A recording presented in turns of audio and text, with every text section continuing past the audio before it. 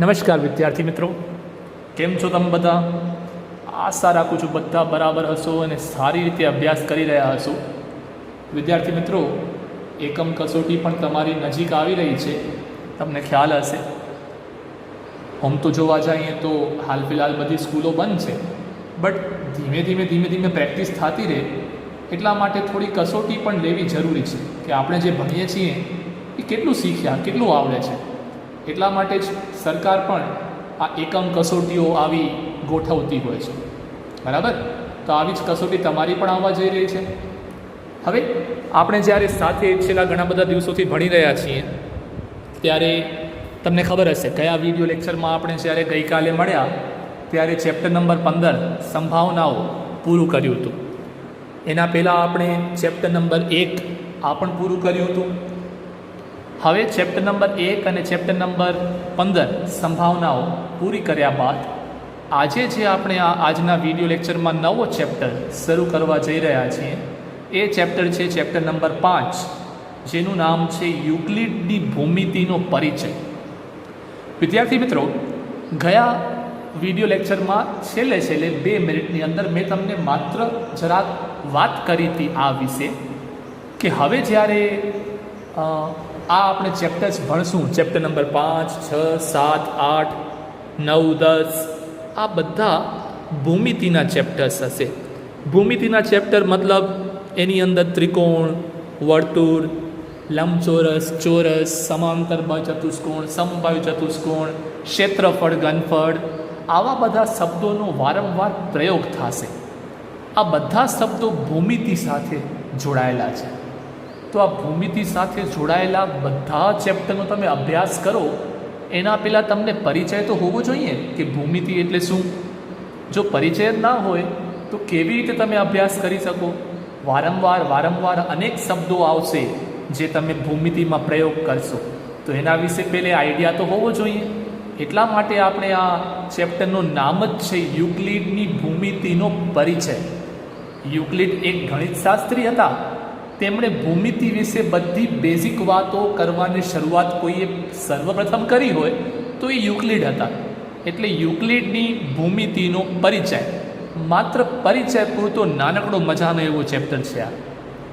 કોશિશ કરશું કે કદાચ આજના જ લેક્ચરમાં આ ચેપ્ટર ચાલુ પણ થશે અને પૂરો પણ થઈ જશે, પણ ન પણ થાય, કદાચ બીજા વિડીયો લેક્ચરમાં પણ થાય તો પણ કાંઈ વાંધો નહીં. પણ જે આ ચેપ્ટરનો મુખ્ય ઉદ્દેશ્ય છે કે તમને સાચે ખરા અર્થમાં ભૂમિતિનો પરિચય થઈ જવો જોઈએ, એ ઉદ્દેશ્ય આપણો સફળ થવો જોઈએ, એચીવ થવો જોઈએ. જે એ ઉદ્દેશ્ય સફળ ના થાય તો આગળના ચેપ્ટરમાં ઘણી પ્રોબ્લેમ થાય. એટલા માટે આપણે આ પરિચય ચેપ્ટર આવો આજના આ વિડીયો લેક્ચરમાં શરૂઆત કરીએ. તો મિત્રો, આ ચેપ્ટરમાં દાખલા નહીં હોય. આ ચેપ્ટર માત્ર અને માત્ર આ ચેપ્ટર નહીં, હવે તો આવનારા 5-6 ચેપ્ટર 6, 7, 8, 9, 10 આ જે બધા ચેપ્ટર્સ છે એ બધા ભૂમિતિના ચેપ્ટર્સ છે. અને ભૂમિતિના ચેપ્ટરમાં દાખલાઓ નંબરવાળા ના હોય જેમ તમે અત્યાર સુધી કરતા હતા. જો અહીંયા આ દાખલો પડ્યો છે સ્વાધ્યાય 15નો 15.1નો સંભાવનાવાળાનો કર્યા હતા ને તમે. આવા દાખલા તમે હોમવર્કમાં પણ કર્યા હશે. આ બધા દાખલામાં નંબર ઇન્વોલ્વ હતા, સૂત્ર ઇન્વોલ્વ હતા. તમે સૂત્રમાં કિંમતો મૂકતા હતા, જવાબ લઈ આવતા હતા. પણ આવું બધું હવે ભૂમિતિમાં થશે નહીં. ભૂમિતિમાં તો બધું જનરલ સમ્સ આવશે. તો આ જનરલ સમ કરવા માટે જો સંખ્યાત્મક ક્ષમતા, તાર્કિક ક્ષમતા પણ માણસની અલગ હોય. તો અહીંયા આ પ્રકારનું ચેપ્ટર કરવા માટે તાર્કિક એટલે કે લોજિકલ બ્રેઇન તમારો વધારે કામ કરવું જોઈએ, ત્યારે આ જ પ્રકારના ચેપ્ટર તમને આવડી શકે.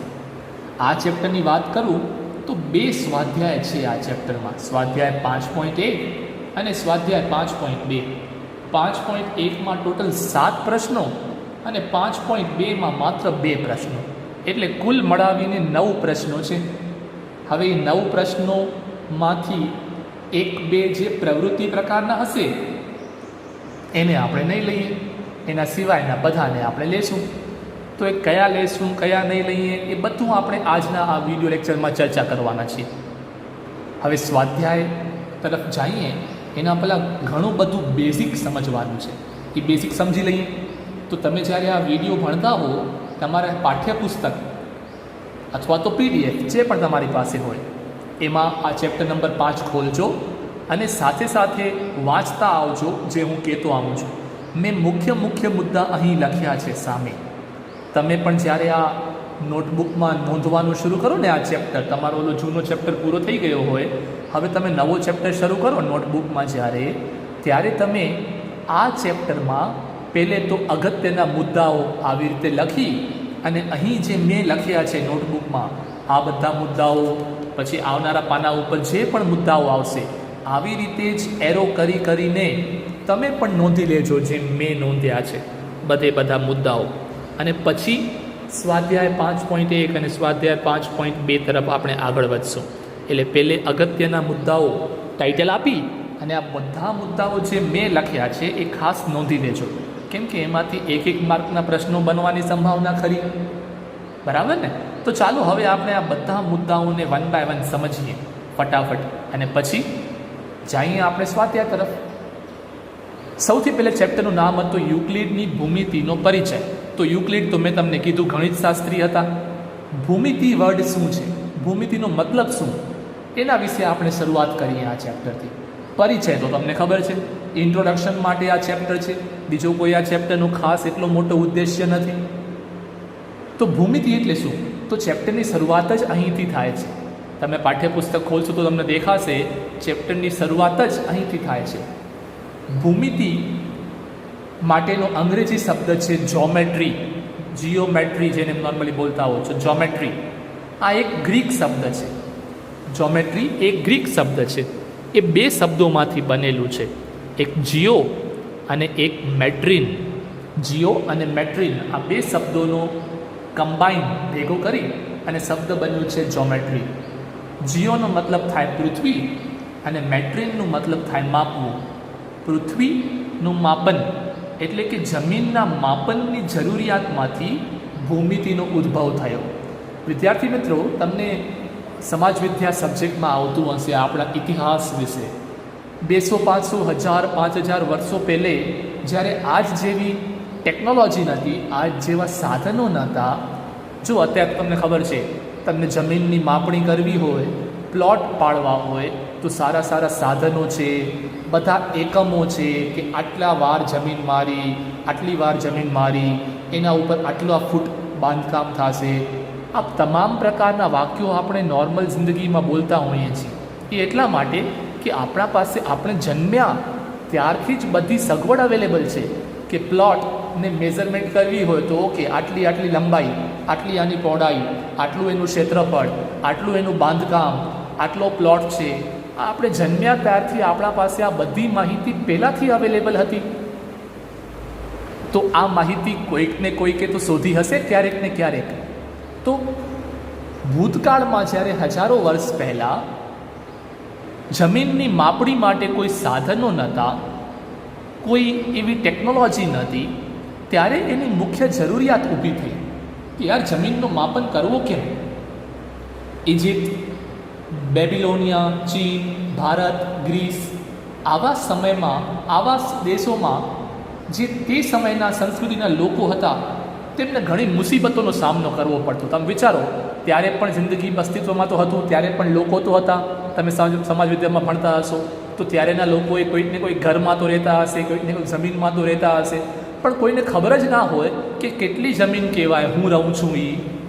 તો ક્યારેક કોઈક વચ્ચે મતભેદ થાય, કોઈક 2 ભાઈ વચ્ચે કે આ જમીન મારી, આ જમીન આટલી મારી, તો એ જમીનનો બંટવારો કરવો હોય, જમીનની માપણી કરવી હોય તો કોઈને ખબર જ ના હોય તો કે કેમ માપણી થાય છે, તો એ સમસ્યાનો ઉકેલ કેમ આવે.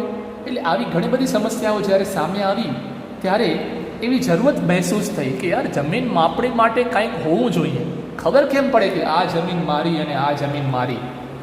મિત્રો, ત્યારે શું થતું હું તમને કહું. નાઇલ નદી તમે સાંભળ્યું હશે, દુનિયાની સૌથી લાંબી નદી.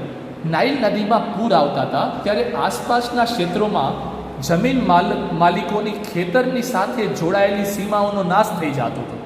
નદીમાં જ્યારે પૂર આવતા હતા આવા ચોમાસાના સમયમાં, ત્યારે ખેતરોમાં પાણી ભરાઈ જતા તો પૂરો સમગ્ર ત્યાં નાશ થઈ જતો. હવે સમગ્ર નાશ થઈ જાય તો ફરી પાછું બધું એકડે એકથી ચાલુ કરવું પડે. હવે એકડે એકથી ચાલુ કરવું હોય તો ફરી પાછું નક્કી તો કરવું પડે ને કે ભાઈ આટલી જમીન તારી હતી પૂર આવ્યા પહેલાં અને આટલી જમીન મારી હતી. એ ખબર કેમ પડે યાર? નક્કી તો કરવું પડે.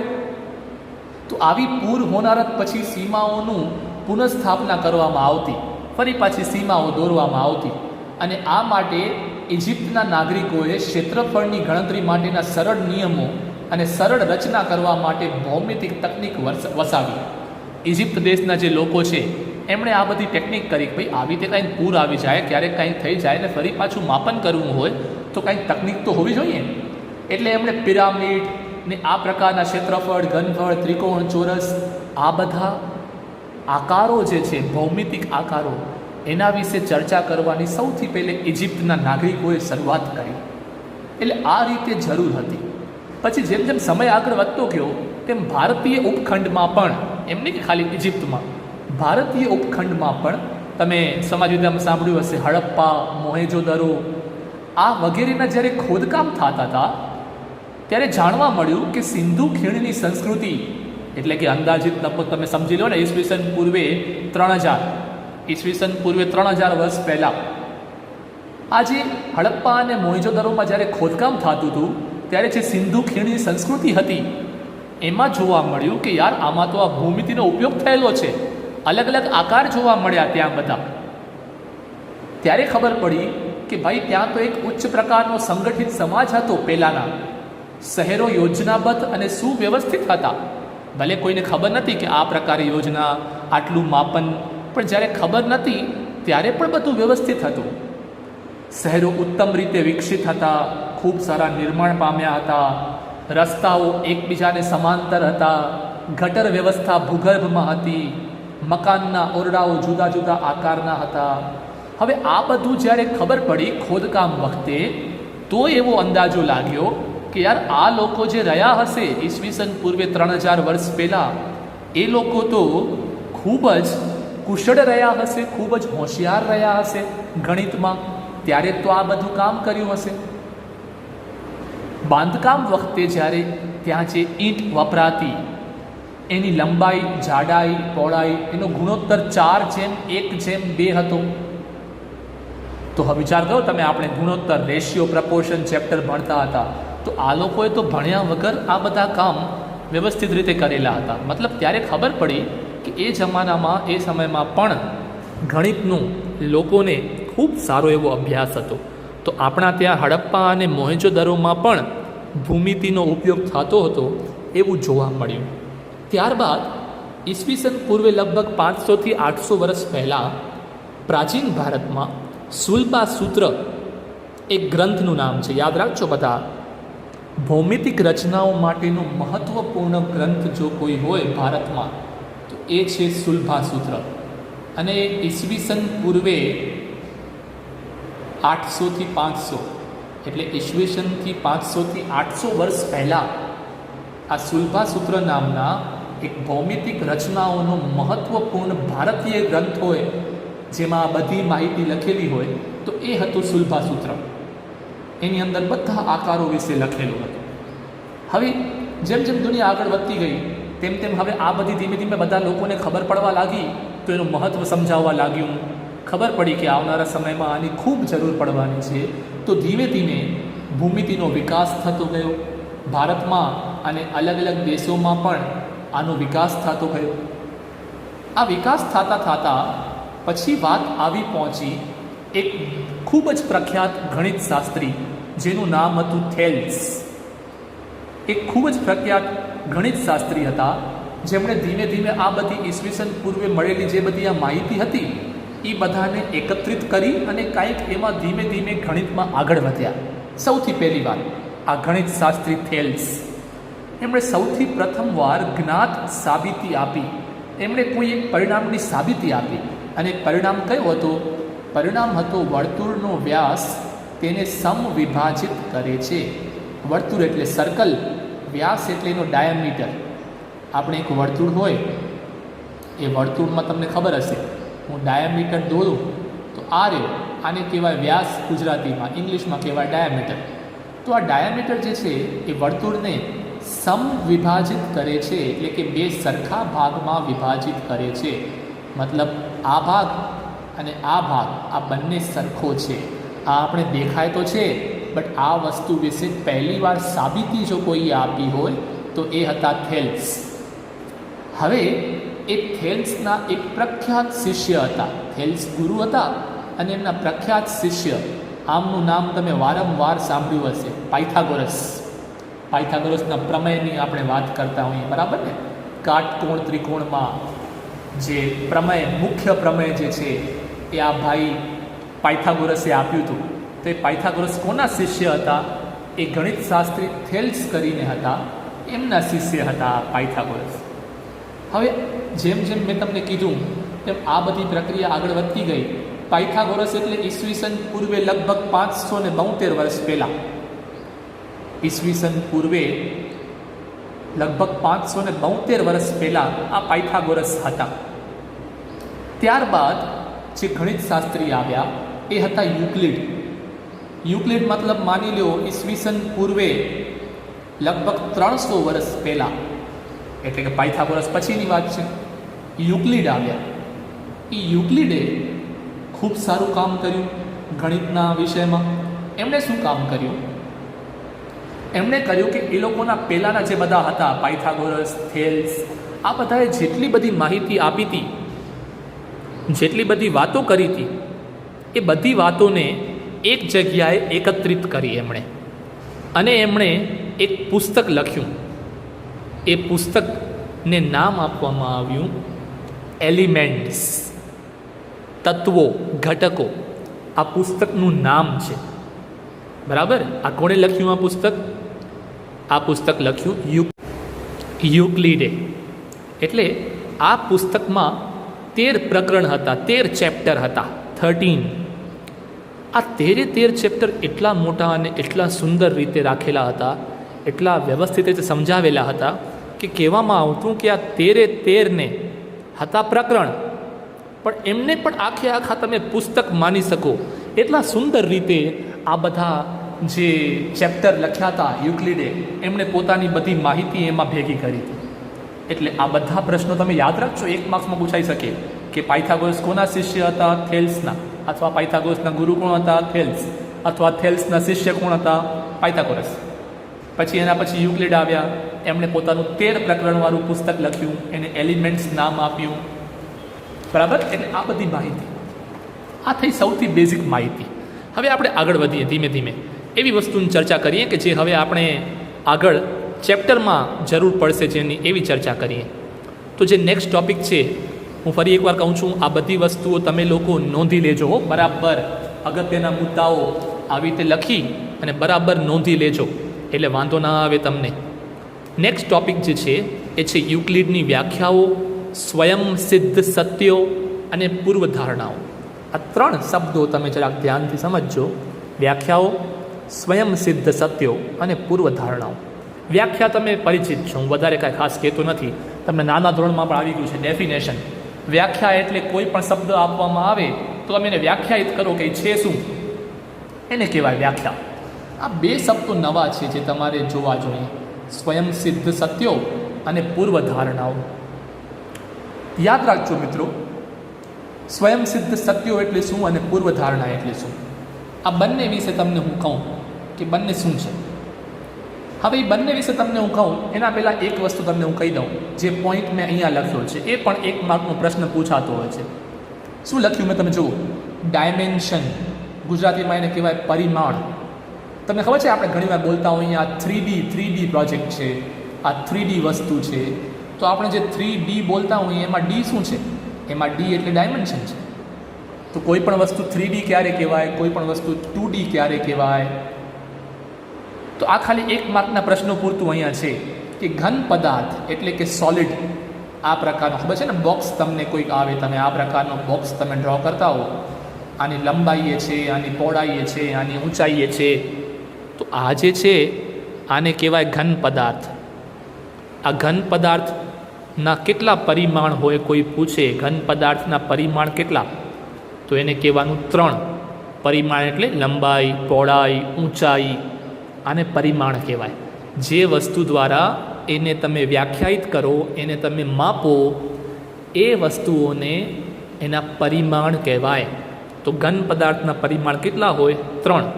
પછી સમતલ, સમતલના પરિમાણ કેટલા હોય? સમતલ એટલે માની લો કે તમારો વ્હાઇટ બોર્ડ જે તમારા દિવાલ ઉપર લાગેલો છે, અથવા તમારી જમીન ફ્લોર, અથવા તમારું સીલિંગ, તમારી છત, આ બધા સમતલ છે. આને કેટલા પરિમાણ હોય? આને 2 પરિમાણ હોય, એક લંબાઈ અને એક પહોળાઈ. આને 2 પરિમાણ હોય. એટલે કોઈ પૂછે સમતલના પરિમાણ કેટલા? તો 2. અચ્છા, કોઈ પૂછે રેખા, લાઈન, એના પરિમાણ કેટલા? આ રેખા ડ્રો કરી, અથવા રેખાખંડ અથવા રેખા. તમને રેખાને કોઈ માપણી કરવાનું કહે તો તમે ખાલી લંબાઈ જ માપશો ને, રેખાની પહોળાઈ તો હોય નહીં, એની ઊંચાઈ ન હોય, જાડાઈ ના હોય. એટલે એને એક જ વસ્તુ દ્વારા માપી શકાય. એટલે એના પરિમાણ કેટલા? 1. અચ્છા, હવે કોઈ તમને કહે તો બિંદુ, ડોટ. ક્યારે એવું સાંભળ્યું છે કે આ બિંદુને માપો? તો આ બિંદુ તો માપી ના શકાય. એટલે ના બિંદુની કોઈ પહોળાઈ હોય, ને બિંદુની કોઈ લંબાઈ હોય, ને એની કોઈ ઊંચાઈ હોય. એટલે એમ કહેવાય કે એના પરિમાણ છે જ નહીં. એટલે એનો પરિમાણ 0 થાય. તો આ ઉતરતા ક્રમમાં લખ્યો છે. વધારેમાં વધારે પરિમાણ હોય ઘન પદાર્થ, એનાથી ઓછું હોય સમતલ, એનાથી ઓછું હોય રેખાઓ, અને એનાથી ઓછું હોય બિંદુ. આ 4 શબ્દોની આજુબાજુ આખી ભૂમિતિ, તમે કોઈ પણ શેપ લઈ લો દુનિયાનો, આ 4 પદોની આજુબાજુ બધું ફરતું હોય. એટલે આ પણ 1 માર્કમાં ઘણીવાર પૂછાતું હોય છે. એટલે મેં અહીંયા એક પોઈન્ટ તરીકે લખ્યો છે. તો 2D 3D જે આપણે બોલતા હોઈએ, ડી એટલે ડાયમેન્શન, પરિમાણ, બરાબર. તો જે આ બિંદુની વાત કરી, જેને 0 પરિમાણ છે, એને કોઈ તમને વ્યાખ્યા આપવાનું કહેતો, તમને રેખાની વ્યાખ્યા, સમતલની, ઘન પદાર્થની, આની વ્યાખ્યા તમે કહી શકો. કોઈ તમને બિંદુની વ્યાખ્યા આપવાનું કહેતો, તમે શું કહી શકો? કાંઈ ના કહી શકો. બિંદુની વ્યાખ્યા કેમ આપવી? એક ટપકાને બિંદુ કહેવામાં આવે છે, એવી તો વ્યાખ્યા ચાલે નહીં. એટલે બિંદુ જે છે, પોઈન્ટ ઇંગ્લિશમાં જેને આપણે કહીએ, એને મેથ્સમાં, ગણિતમાં અવ્યાખ્યાયિત પદ કહેવામાં આવે છે. જેની કોઈ વ્યાખ્યા ન આપી શકાય એવા પદોને અવ્યાખ્યાયિત પદ કહેવામાં આવે છે, બરાબર. તો બિંદુ એમાંથી એક છે, અવ્યાખ્યાયિત પદ. હવે જે ઉપર 2 વર્ડ વિશે હું વાત કરતો હતો, સ્વયંસિદ્ધ સત્યો અને પૂર્વધારણાઓ, બંનેનો મતલબ ઓલમોસ્ટ સેમ છે. બટ એક જરાક વધારે જનરલ વર્ડ છે અને એક થોડોક નાનકડો વર્ડ છે. કયો તમને હું સમજાવું. સ્વયંસિદ્ધ સત્યો અને પૂર્વધારણાઓ, આ બંનેનો મતલબ એ થાય છે કે ગણિતના એવા વાક્યો, એવા સ્ટેટમેન્ટ, એવા વિધાનો કે જેને તમને કોઈ પ્રૂફ આપવાની જરૂર નથી, જેની તમને કોઈ સાબિતી આપવાની જરૂર નથી. એ સત્ય છે એમ સ્વીકારી લેવાનું. જો નામ જ છે સ્વયં સિદ્ધ સત્યો, પોતે જ પોતાને પ્રૂવ કરે છે, સિદ્ધ કરે છે કે હું સત્ય છું. તો જે પોતે જ પોતાને પ્રૂવ કરે કે હું સત્ય છું, જેને બીજા કોઈ પ્રૂફ આપવાની જરૂર ન હોય, એને કહેવાય સ્વયં સિદ્ધ સત્યો. એટલે આવા સત્યો એક વિધાન હોય. કેવા? હું તમને ઉદાહરણ આપું છું. અને પૂર્વધારણાઓ, પૂર્વધારણા એટલે કે પહેલેથી, પૂર્વ એટલે પહેલેથી, ને ધારણા એટલે આપણે વિચારી લીધું કે આ સાચું છે. તો બંનેનો મતલબ તો એક જ થયો ને, સ્વયં સિદ્ધ સત્યો અને પૂર્વધારણાઓ. તો જોવા જાઓ તો બંનેનો મતલબ તો એક જ થયો. તો હવે બંનેમાં ફરક શું? તો બંનેમાં ખાલી એક નાનકડો ફરક છે કે જે સ્પષ્ટપણે વૈશ્વિક સત્ય હોય એને સ્વયં સિદ્ધ સત્યો કહેવાય, અને જે વિશિષ્ટ રીતે ભૂમિતિ માટે વપરાતો શબ્દ હોય તો એને પૂર્વધારણા કહેવાય. બંને શબ્દો એક જ છે, પણ જો ભૂમિતિનો ચેપ્ટર ચાલુ હોય તો આપણે કોઈ પણ એવા વાક્યો હોય જેને પ્રૂફ કરવાની જરૂર ન પડતી હોય તો આપણે એને પૂર્વધારણા કહીશું. અને જો ભૂમિતિ વગરના કોઈ વાત ચાલતી હોય તો એને આપણે સ્વયં સિદ્ધ સત્ય કહીશું. બંનેનો મતલબ એક જ છે, બરાબર. તો ભૂમિતિનો ચેપ્ટર હોય તો એને પૂર્વધારણા કહેવાય.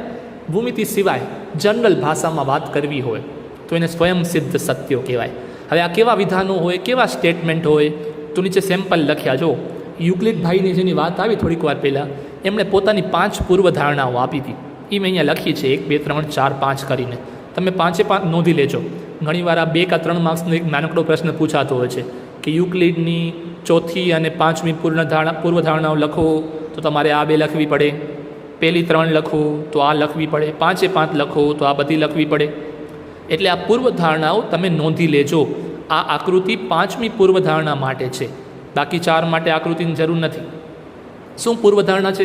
જેમ કે પહેલી, આપેલ બે બિંદુઓમાંથી, આપેલ બે ભિન્ન એટલે અલગ અલગ બિંદુઓમાંથી પસાર થતી રેખા અનન્ય હોય છે.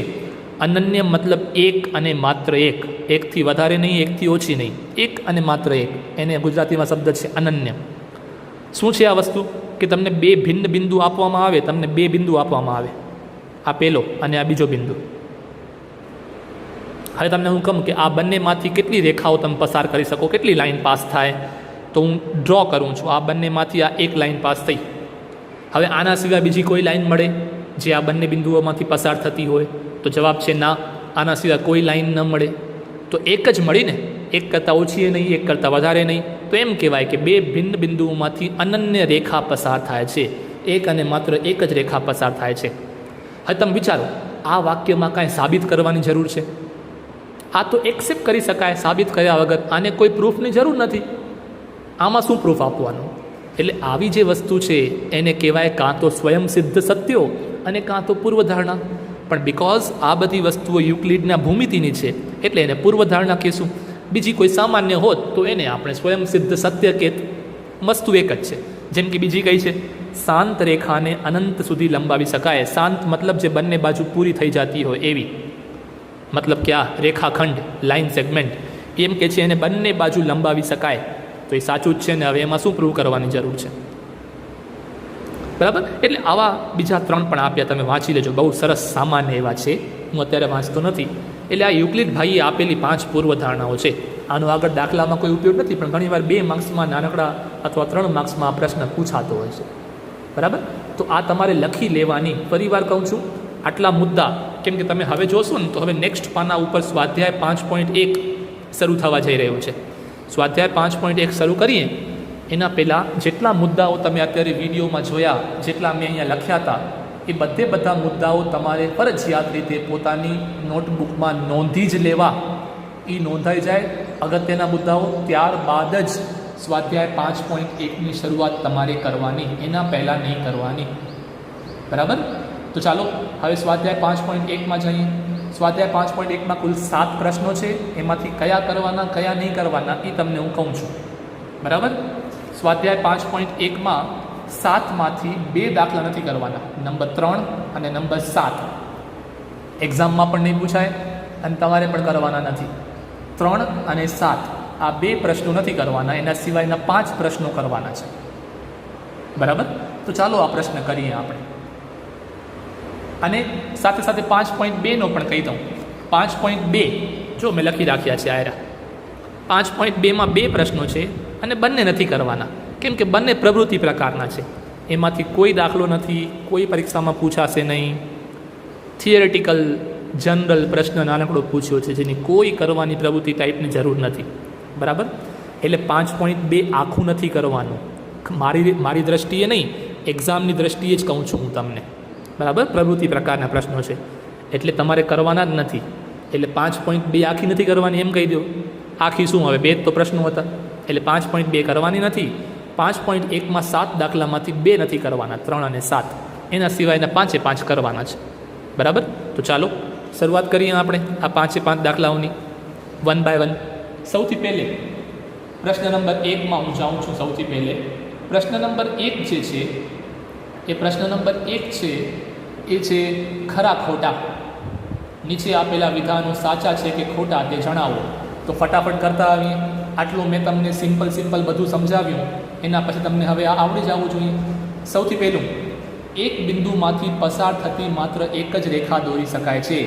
જવાબ છે ખોટું, કેમ કે એક બિંદુમાંથી તો તમે ગમે એટલી રેખાઓ પાસ કરી શકો, એની કોઈ સીમા નથી. એટલે આ વિધાન ખોટું છે. ફર્સ્ટ વન છે રોંગ. સેકન્ડ વન, 2 ભિન્ન બિંદુઓમાંથી અસંખ્ય રેખાઓ પાસ થઈ શકે છે. આ પણ ખોટું છે. હમણાં જ જોયું હતું, 2 ભિન્ન બિંદુ હોય તો એમાંથી એક જ રેખા પાસ થઈ શકે, અસંખ્ય ન થાય. એટલે આ સેકન્ડ પણ ખોટું છે.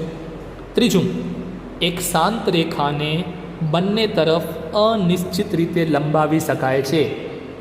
સાચું છે. હમણાં જ યુક્લિડની પૂર્વધારણામાં આપણે વાંચતા હતા કે એક શાંત રેખા હોય નાનકડી, એને બંને બાજુ તમે એક્સટેન્ડ કરી શકો છો. તો આ વિધાન સાચું છે.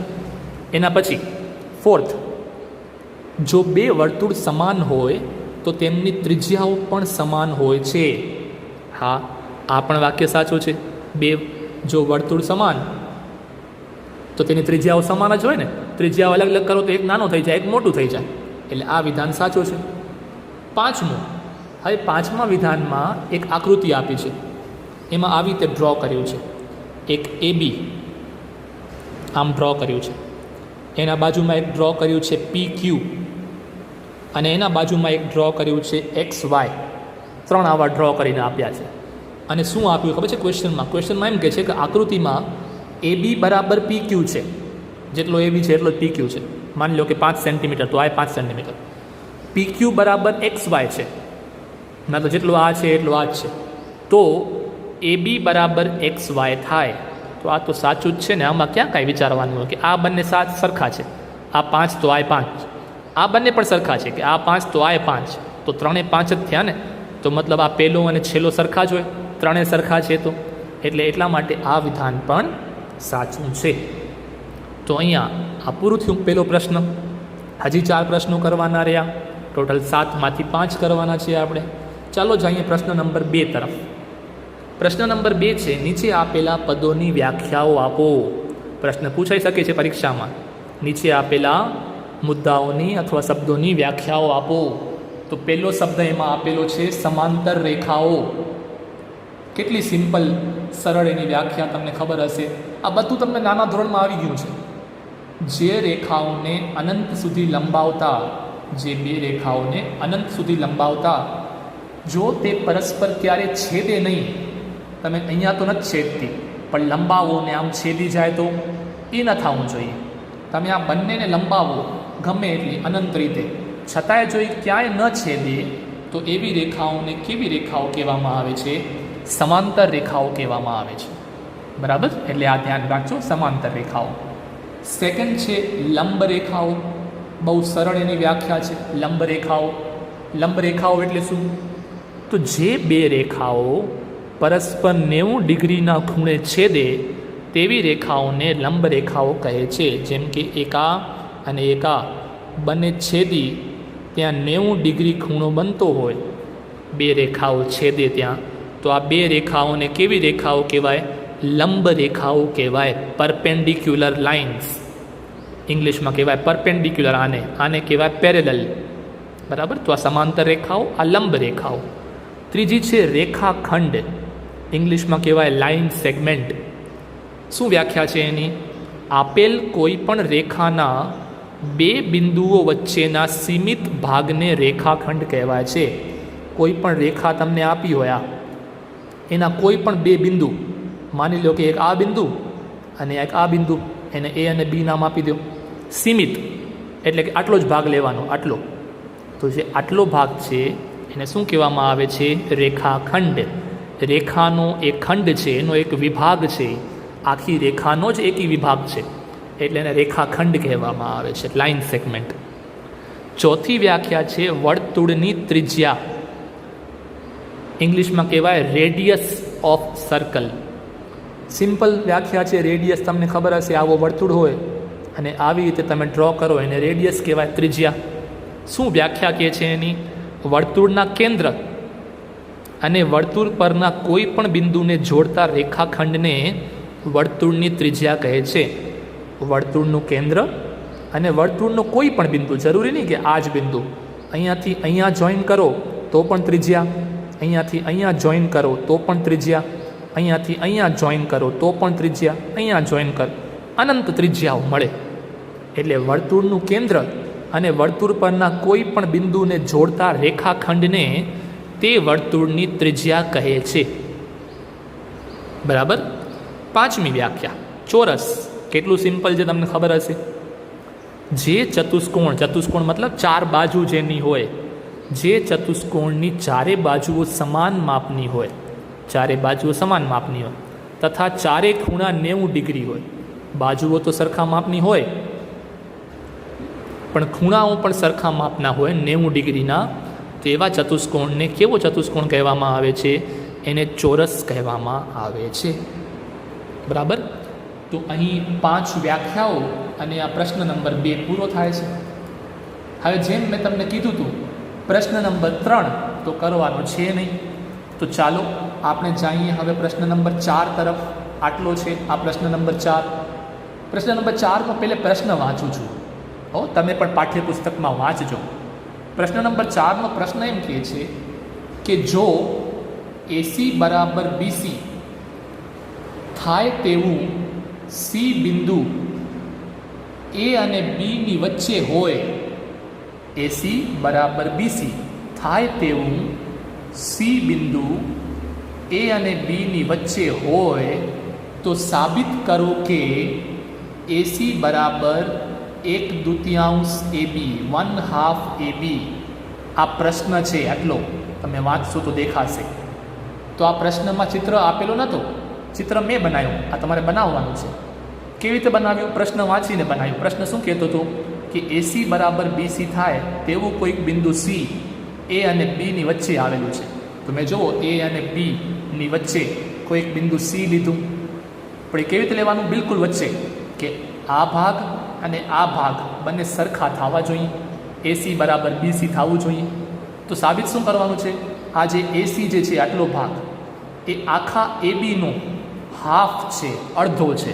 હવે તમે કહેશો સર આમાં સાબિત શું કરવાનું? આ તો ચિત્ર ઉપરથી દેખાય જ છે. ચિત્ર ઉપરથી દેખાય છે એ વાત સાચી. ચિત્ર ઉપરથી તો બધું દેખાશે. ચિત્ર આપણે બનાવ્યું એટલા માટે છે, પણ એની આપણે લખીને સાબિતી આપવાની છે. સાબિતી મતલબ જે પ્રશ્નમાં આપ્યું હોય એનો ઉપયોગ કરો, થોડોક તમારો મગજ લગાડો અને પછી જે જોઈએ છીએ એ સાબિત કરો. એને કહેવાય સાબિતી. તો શરૂઆત કરી મેં પહેલે આ ચિત્ર બનાવ્યું, પછી જે પ્રશ્નમાં આપ્યું હતું એ લખ્યું. પ્રશ્નમાં શું આપ્યું હતું? એસી બરાબર બીસી. તો મેં શરૂઆત કરી અહીં એસી બરાબર બીસી. બરાબર. હવે નેક્સ્ટ સ્ટેપ શું છે જુઓ. ડાબી બાજુ અને જમણી બાજુ બંને બાજુ એસી ઉમેર્યું. અહીંયા એસી તો હતો, એ એસી એમને રાખ્યો. અહીંયા બીસી હતો, એ બીસી એમને રાખ્યો. બંને બાજુ મેં એસી ઉમેર્યો. એસી વત્તા એસી અને બીસી વત્તા એસી. અહીંયા કારણ લખ્યું. ઊંધા 3 ટપકા મતલબ કારણ. સમાનમાં સમાન ઉમેરતા આ બંને સમાન હતા, એમાં તમે સમાન વસ્તુ ઉમેરી તો હજી સરખા જ રહેશે ને. માની લો કે કોઈ 2 ભાઈ છે, જય અને વિજય. બંને પાસે સમાન રૂપિયા છે, 100 રૂપિયા. જય પાસે પણ 100 રૂપિયા અને વિજય પાસે પણ 100 રૂપિયા. હવે ત્રીજો ભાઈ મનન જયને 50 રૂપિયા આપે છે અને વિજયને પણ 50 રૂપિયા આપે છે. તો હજી બંને પાસે સરખા રૂપિયા થયા ને, 150. તો જો પહેલેથી સમાન હોય અને તમે બંનેને સમાન આપો તો વચ્ચે ઇક્વલ્સ ટુ રહેવાનું જ, સરખું જ રહેવાનું. ઓકે, એના પછીનો સ્ટેપ. હવે એસી વત્તા એસી તો 2 વખત એસી થઈ ગયું, 2AC. અને બીસી વત્તા એસી, બીસી વત્તા એસી. તો ચિત્ર જોશો તો બીસી વત્તા એસી મતલબ આખો AB આવી ગયો. એટલે અહીંયા લખી નાખ્યું AB. હવે આ 2 ગુણાકારમાં હતો એ આ બાજુ જાય તો ભાગાકારમાં આવી જાય. તો AB/2 આવી રીતે લખો તો પણ ચાલે, અથવા 1/2 AB આમ લખો તો પણ ચાલે. બંનેનો મતલબ એક જ છે. તો આ થઈ ગયું પ્રૂફ. સાબિતી આવી ગઈ. કામ પૂરું. આટલું સિમ્પલ હતું. એવા ને એવા હજી 2 પ્રશ્નો છે, પ્રશ્ન નંબર 5 અને પ્રશ્ન નંબર 6. તો ચાલો આ બંને પણ કરીએ. નાના પ્રશ્નો જ છે આ બંને. બરાબર. ચાલો પ્રશ્ન નંબર 5 વાંચું છું. પ્રશ્ન નંબર 5 કે છે એમાં આકૃતિ આપી છે. બરાબર. પણ એ આકૃતિમાં મેં થોડાક નામ આગળ પાછળ લખ્યા છે, એટલે તમે આ આકૃતિ દોરજો જે મેં અહીંયા દોરી છે. બુકવાળી દોરો તો વાંધો નહીં, તો આગળ જે મેં લખ્યું હોય એમાં તમે નામ તમારા હિસાબે બદલાવતા આવજો. અને એવું ના કરવું હોય તો મેં આ દોરી છે એવું કરજો. બરાબર ને. ખાલી ABCD આગળ પાછળ છે, બીજો ફરક નથી પડતો કાંઈ. હવે પ્રશ્નમાં શું કહે છે? પ્રશ્નમાં એમ કહે છે, સોરી, આકૃતિ આપી નથી હો, મારી ભૂલ થઈ બોલવામાં. આપી નથી. આકૃતિ 6થા પ્રશ્નમાં આપી છે, અહીંયા નથી આપી 5મા પ્રશ્નમાં. એટલે 5મા પ્રશ્નમાં જે મેં દોરી છે એ તમે આકૃતિ દોરજો. પ્રશ્ન વાંચીને જ આપણે બનાવવાની છે. પ્રશ્ન 5 હું વાંચું છું. પ્રશ્ન 5 એમ કહે છે કે બિંદુ સી એ જો રેખાખંડનું મધ્ય બિંદુ હોય, રેખાખંડ ABનું, તો સાબિત કરો કે દરેક રેખાખંડને એક અને માત્ર એક જ મધ્યબિંદુ હોય છે.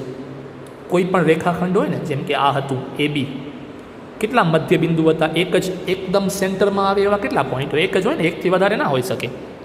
એટલે એમ કહે છે કે કોઈ રેખાખંડને અગર મધ્યબિંદુ હોય તો એક જ મધ્યબિંદુ હોઈ શકે, એના કરતાં વધારે મધ્યબિંદુ ન હોઈ શકે તેવું સાબિત કરો. હવે આ કેમ સાબિત કરવું? યાદ રાખજો, આ ચેપ્ટરમાં, આવનારા ચેપ્ટરમાં, આવનારા ધોરણમાં ક્યારે એમ સાબિત કરવું હોય ને કે આવી તો એક જ વસ્તુ હોઈ શકે, તો હંમેશા શરૂઆત કેમ થશે ખબર છે? ઉલટા રીતે, કે માની લો કે એક નહીં ને બે છે, હાલો માની લો, એમ સાબિત કરવું છે ને કે એક જ હોય. એક નહીં, માની લો કે બે છે, તો એમ બે છે એમ ખોટું માની લો. એમ માનતા માનતા માનતા માનતા આગળ વધો, પછી છેલ્લે ક્યાંય ખબર પડશે કે યાર આ તો બધું ખોટું થઈ રહ્યું છે. અને ખોટું થઈ રહ્યું છે તો એ ખોટું એટલા માટે થાય છે કે આપણે શરૂઆતમાં જે ધારણા કરી હતી, જે વિચાર્યું હતું, એ ખોટું હતું. અને આપણે શું વિચાર્યું હતું કે માની લો કે બે મધ્યબિંદુઓ છે, તો એ ખોટું હતું. તો સાચું શું હશે? કે એક જ હોય. આને કહેવાય ઇંગ્લિશમાં કોન્ટ્રાડિક્શન મેથડ. કોન્ટ્રાડિક્શન એટલે પોતાની વાતને જ ખોટી સાબિત કરવી. કે મેં શરૂઆત કરી કે માની લો કે બે મધ્યબિંદુ છે, હું લેતા લેતા લેતા લેતા આગળ વધ્યો, અને પછી મને ખબર પડી કે યાર આ તો બધું ખોટું થાય છે, આવું તો ન થઈ શકે, આ તો અશક્ય છે. ત્યારે મેં પોતાની જ વાતને ખોટી કરી કે ના ના યાર, હું જે કહેતો તો બે મધ્યબિંદુ છે એ ખોટું હતું. તો હવે સાબિત થાય છે કે એક જ મધ્યબિંદુ છે. આને કોન્ટ્રાડિક્શન મેથડ કહેવાય ઇંગ્લિશમાં. બરાબર? તો અહીંયા પણ એમ સાબિત કરવું છે કે એક જ મધ્યબિંદુ હોય. તો માની લો કે બે મધ્યબિંદુ હોય છે. તો જુઓ, મેં આકૃતિ દોરી, આ AB અને બે બિંદુઓ દોર્યા. હવે વચ્ચે એકદમ દોરવા હોય તો બે તો હવે જરાક જરાક તો દૂર દોરવા પડે ને. એટલે ધારો કે ABના બે ભિન્ન મધ્યબિંદુઓ C અને D છે. માની લો કે બે મધ્યબિંદુ છે, જોયું જશે જે થશે એ. તો હાલો આગળ વધીએ. હવે બંને મધ્યબિંદુ છે. આ જે છે C, એ પણ મધ્યબિંદુ છે અને આ એ મધ્યબિંદુ છે. તો વારાફરતી વાત કરો. C જો મધ્યબિંદુ હોય તો A થી C નું અંતર અને C થી B નું અંતર એ સમાન થાય. AC બરાબર BC. તો મેં લખ્યું AC બરાબર BC. હવે ભૂલી જાઓ કે C ની વાત નહીં, D ની વાત ચાલે છે.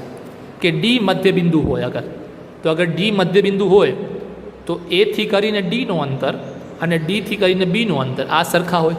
તો AD ઇક્વલ્સ ટુ BD. તો જો બે મધ્યબિંદુ હોય તો આપણે આ બે સમીકરણ મળ્યા. હવે સમીકરણ 1માંથી સમીકરણ નંબર 2 બાદ કરતા મતલબ ડાબી બાજુમાંથી ડાબી બાજુ બાદ થાય અને જમણીમાંથી જમણી બાદ થાય. તો અહીંયા શું હતું? AC minus AD. તો અહીંયા મેં લખ્યું AC માઇનસ AD બરાબરની નિશાની એમને રહેશે અને અહીંયા થશે BC માઇનસ BD. સમીકરણ નંબર 1માંથી સમીકરણ નંબર 2 બાદ કર્યું. શું કામ બાદ કર્યું? સાબિતી આપી છે ભાઈ, આપણે લઈ આવવું છે કે આપણે લઈને હાલીએ છીએ એ ખોટું છે. બરાબર ને? તો હવે AC માઇનસ AD અને BC માઇનસ BD આવું આવ્યું. હવે તમે જોશો નેક્સ્ટ સ્ટેપમાં, તો આની જગ્યાએ મેં પુટ કરી નાખ્યું માઇનસ CD અને આની જગ્યાએ મેં પુટ કર્યું ખાલી CD. આવું કેમ? આવું મેં લખ્યું છે આકૃતિ પરથી. તો અહીંયા હું કારણ લખું છું આકૃતિ પરથી. કેવી રીતે આકૃતિ પરથી?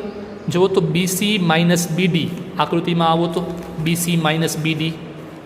BC એટલે આટલો ભાગ આખો, એમાંથી BD એટલે કે આટલો ભાગ. આ માઇનસ કરો, BCમાંથી BD માઇનસ કરો તો બાકી શું બચે? આટલું જ બચે ને, CD. એટલે મેં અહીંયા લખ્યું છે CD. અહીંયા માઇનસ CD શું કામ લખ્યું? અહીંયા શું હતું? AC minus AD. તો આવો તો ચિત્રમાં AC minus AD, AC minus AD. આમ કેમ થાય? નાનામાંથી મોટું કેમ બાદ થાય? થાય ને નાનામાંથી મોટું બાદ. 5માંથી 7 બાદ કરવા હોય, 5 માઇનસ 7, તો કેટલું લખો છો? -2 જ લખો છો ને. થાય તો 2નો જ ડિફરન્સ. તો આટલામાંથી આટલું બાદ કરવું હોય તો બચે તો આટલું જ, પણ મોટામાંથી નાનો બાદ કરો છો એટલે માઇનસની સિમ્બોલ લાગે. એટલે અહીંયા લખ્યું માઇનસ CD. અહીંયા તો બરાબર હતું એટલે પ્લસ CD. હવે આ માઇનસ CDને તમે આ બાજુ લઈ જાઓ એટલે એ પ્લસ થઈ જાય. તો CD પ્લસ CD તો 2 ટાઈમ્સ CD થાય, 2 વખત CD. અને અહીંયા કાંઈ ન બચે, 0. એટલે 2CD બરાબર 0. હવે 2 ગુણાકારમાં છે, એને નીચે લઈ જાઓ તો ભાગાકારમાં આવી જાય. 0 ભાગ્યા 2 તો 0 થઈ જાય. તો CD બરાબર 0. CD બરાબર 0નો મતલબ શું થયો કે આ C અને D વચ્ચેનું ડિસ્ટન્સ અંતર 0 થઈ ગયો. હવે જો C અને D વચ્ચેનું ડિસ્ટન્સ એટલે કે અંતર 0 થઈ જાય, બે બિંદુઓ વચ્ચેનું અંતર 0 થઈ જાય, તો બે બિંદુ એક જ થઈ ગયા ને ભેગા, એટલે જે C અને D એ બંને એક જ થઈ ગયા. તો આપણું કામ થયું પૂરું. આપણે શું ધારણા કરી હતી કે માની લો કે બે અલગ અલગ બિંદુઓ છે, C અને D બંને મધ્ય બિંદુ છે, બે અલગ અલગ છે. પણ આપણે તો અહીંયા લઈ આવ્યા કે બે અલગ અલગ નથી ભાઈ, તમે જેને અલગ અલગ કહો છો એ તો બે સરખા જ છે. C અને D બંને સરખા છે.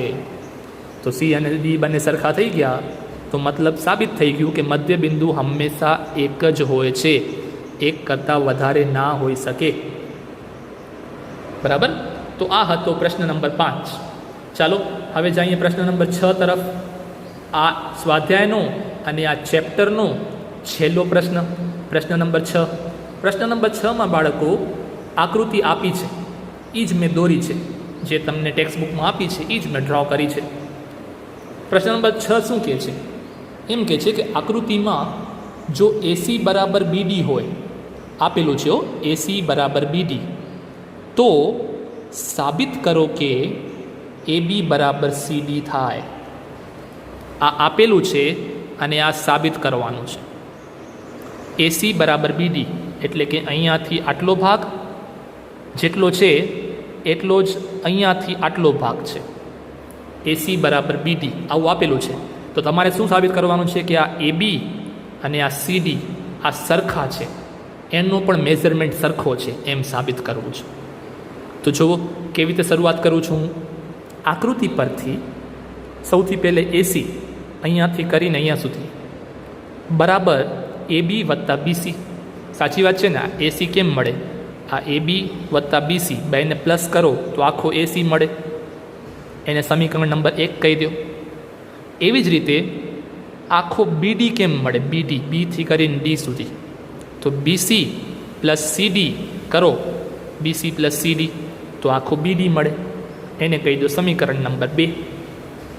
બરાબર. આવું શું કામ કર્યું તમને કહું. મેં શું કામ AC અને BD શોધ્યા? કેમ કે પ્રશ્નમાં આપેલો હતો કે AC અને BD બંને ઇક્વલ છે, બંને સરખા છે, તો મેં બંનેને શોધ્યા.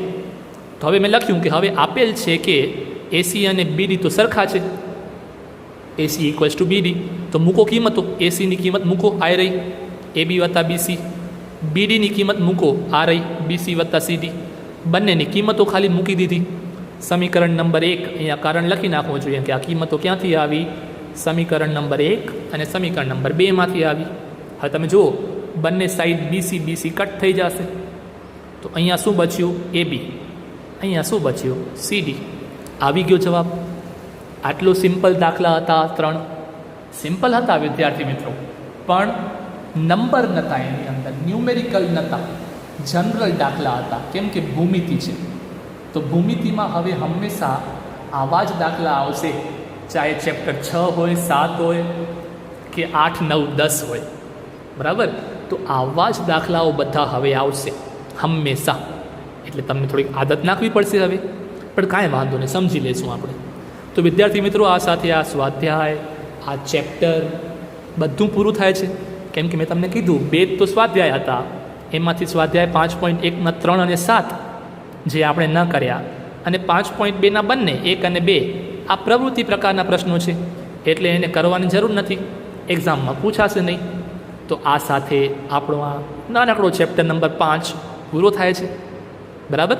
તો આજનો તમારો હોમવર્ક શું રહેશે? નવા દાખલા કાંઈ નથી આપતો. આજનો તમારો હોમવર્ક આ વિડીયો લેક્ચરમાં જેટલું તમે ભણ્યા અગત્યના મુદ્દાઓ ખાસ લખવાના, અને 5.1ના જે 5 દાખલા છે આપણે આજના વિડીયો લેક્ચરમાં ભણ્યા એ પણ તમારે ખાસ તમારી રેગ્યુલર પાકી ફેર નોટબુકમાં લખી લેવાના. એના સિવાય બીજો કાંઈ દાખલા છે પણ નહીં, અને એના સિવાય બીજું અલગ હોમવર્ક કાંઈ નથી. આજનું તમારું હોમવર્ક આ જ છે. બરાબર. તો બસ વિદ્યાર્થી મિત્રો, આ સાથે આપણે આજના સેશનને પૂરું કરીએ. આવતી વખતે મળશું ત્યારે નવો ચેપ્ટર નંબર 2 બહુપદીઓ, આ ચેપ્ટર આપણે સ્ટાર્ટ કરશું. ત્યાં સુધી બધા ખાસ ધ્યાન રાખજો. વરસાદ છે એટલે બહાર નીકળતા નહીં, કોરોના વાયરસ છે એટલે બહાર નીકળતા નહીં, ઘરે રહીને ભણજો, એન્જોય કરજો.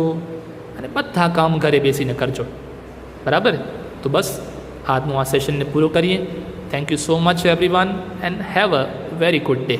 Thank you.